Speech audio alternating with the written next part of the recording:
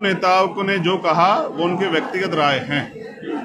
एक बात तो सत्य है कि भारतीय जनता पार्टी और आरएसएस के लोग आज भी दलित पिछड़े आदिवासियों को इंसान समझने के लिए तैयार नहीं हैं। आज भी वो उनकी पार्टियों में भी जो दलित पिछड़े आदिवासी अल्पसंख्यक वर्ग के लोग हैं उनको जातिगत टिप्पणी करके अपमानित करते हैं। इसके लिए बीजेपी को सोचना चाहिए और मैं इस बात का समर्थन करता हूं कि रामचरितमानस में जो भी शूद्रों को, महिलाओं को अपमानित करने जैसी टिप्पणियां हैं उनको अब उससे वहां से निकालने का समय आ गया है।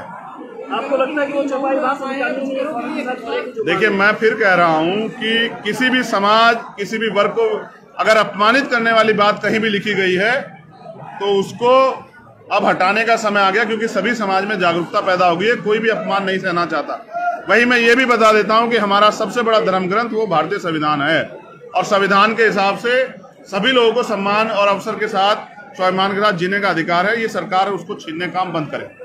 समर्थन कर रहे हैं, इस तरीके से कमजोर हो रही है, आप अपने आप को कहां मानते हैं? नहीं, मैं तो इन वर्गों में, दलितों के साथ पिछड़ों, आदिवासी और अल्पसंख्यक वर्गों में ये चेतना जागरूक करने का काम कर रहा हूं कि वो बीजेपी के, आरएसएस के हथकंडों से सावधान होके अपनी वोट का प्रयोग एकजुट होकर करे, जिससे कि इनको सत्ता से बेदखल किया जा सके। दोबारा से कहेंगे? ओम प्रकाश राजभर की राजनीति क्या लगती है? दलित की है? मैं किसी को क्यों बताने लगा? मैं कोई पत्रकार थोड़ा जो किसी को डिफाइन करूं। मैं तो एक बाबा साहब अम्बेडकर और माननीय काशीराम साहब के, मामना रामस्वरूप वर्मा जी के आंदोलन का एक सिपाही हूं। उस आंदोलन पे मुझे आप कुछ पूछेंगे तो शायद मैं आपको बता पाऊंगा। बात करते हैं बाबा साहब के संविधान की, लेकिन भारतीय जनता पार्टी साथ भी रहती है। मेरे आसपास तो नहीं दिखाई दे रहे हैं। जब वो मिले तो उनसे पूछेगा कि उनके मन में क्या है। अंसारी के नाम पर बड़े लोगों पर कार्रवाइयां हो रही हैं, इन कार्रवाइयों पर क्या कहेंगे? बुलडोजर चल रहे हैं। देखिए, बीजेपी सरकार ने उत्तर प्रदेश में कोई ऐसा काम नहीं किया जिसके दम पे वो लोगों के बीच जाके वोट मांग पाए। अभी नड्डा जी की, और वो खुद मुख्यमंत्री उस सभा में थे, आपने देखा लोग नहीं थे। अब उनका एक ही उद्देश्य है, किस तरह से हिंदू मुसलमान का वो बना रहे। इसलिए जानबूझ के मुस्लिम लीडर्स को, मुस्लिम जो रोजगार करने वाले जो बिजनेसमैन है उनको टारगेट किया जा रहा है, जिससे कि उनको दिखा के और एक माहौल बनाया जाए। जनता समझ चुकी है, अब जनता सबक सिखाएगी। मुस्लिम नेता भी योगी आदित्यनाथ की प्रशंसा कर रहे हैं, ठीक आमद कर रहे हैं, अच्छे मुख्यमंत्री हैं। समय बड़ा बलवान होता है, जब कोई सत्ता में होता है उसकी प्रशंसा स्वयं कराई देता है। मैंने तो बहुत सारे अधिकारी भी प्रशंसा करते देखे। देखिए, आज Azad Samaj party legal cell का द्वितीय सम्मेलन था अधिवक्ताओं का।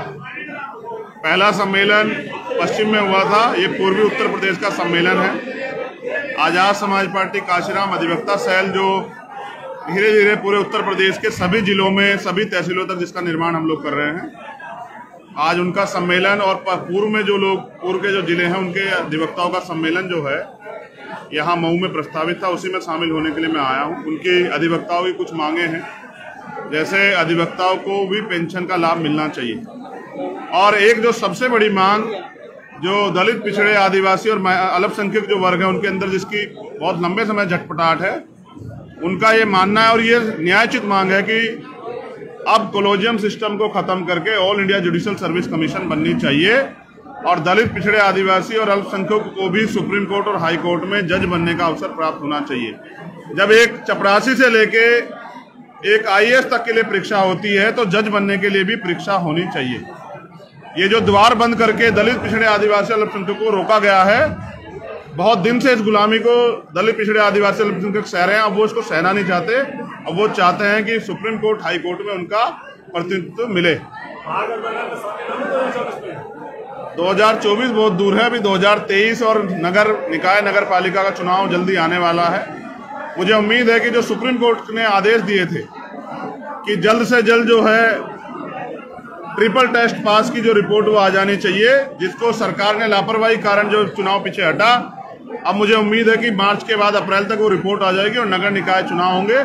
और नगर निकाय चुनाव आजाद समाज पार्टी गठबंधन दलों के साथ मजबूती से लड़ेगी। 24 से क्या प्लानिंग है? जानबूझ के पिछड़े वर्ग के लोगों का प्रतिनिधित्व छीनने के लिए जो भारतीय जनता पार्टी की सरकार ने ट्रिपल टेस्ट की जो है आवश्यकता जो नीडेड थी वो पूरी नहीं की, उसके कारण ये चुनाव लंबे समय तक वापस ठहर गया है।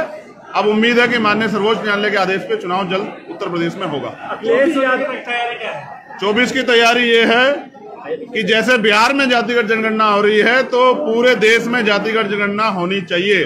किस जाति कितनी संख्या, किस जाति का कितना प्रतिशत, सुप्रीम कोर्ट, हाई कोर्ट, यूनिवर्सिटियों में चांसलर, जो सेक्रेटरी अंडर सेक्रेटरी हैं, किस जाति के कितने, सीबीआई, ईडी, इनकम टैक्स में दलित पिछड़े आदिवासी को मौका मिला नहीं मिला,